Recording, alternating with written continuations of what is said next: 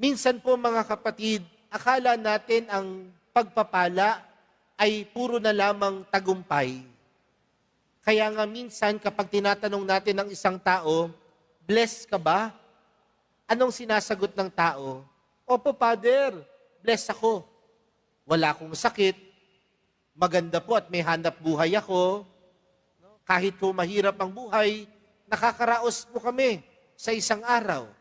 Nakakakain kahit 3 beses sa isang araw. Blessed po ako. Pero sa mga pagkakataon na yon, mga kapatid, doon natin tunay nararamdaman ng pagpapala ng Diyos.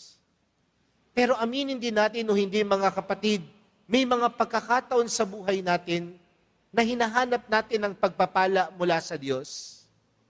Sa mga panahon na tayo ay lugmok sa problema, sa mga panahon na tayo ay dumadaan sa pagsubok ng buhay, pero alam natin, mga kapatid, kahit man tayo ay humarap sa pagsubok ng buhay, meron itong tinuturo sa atin.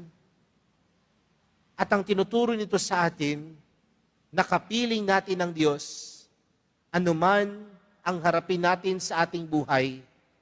At kung kapiling natin ng Diyos, mga kapatid, magtiwala lang tayo sa Kanya, manampalataya lang tayo sa Kanya, kahit ang isang problema, pwedeng makita natin bilang isang biyaya. Sa madaling salita po, mga kapatid, huwag lang nating tingnan ang pagpapala at biyaya ng Diyos sa pamamagitan ng mga tagumpay sa buhay. Dahil kahit sa mga pagsubok at pagbaba ng buhay natin, tandaan mo, may biyaya diyan. At ang biyayang yan, may biyaya diyan, at ang biyaya diyan, mga kapatid, na sa iyong pagtitiwala at pananampalataya sa Diyos, merong Diyos na hindi ka pababayaan.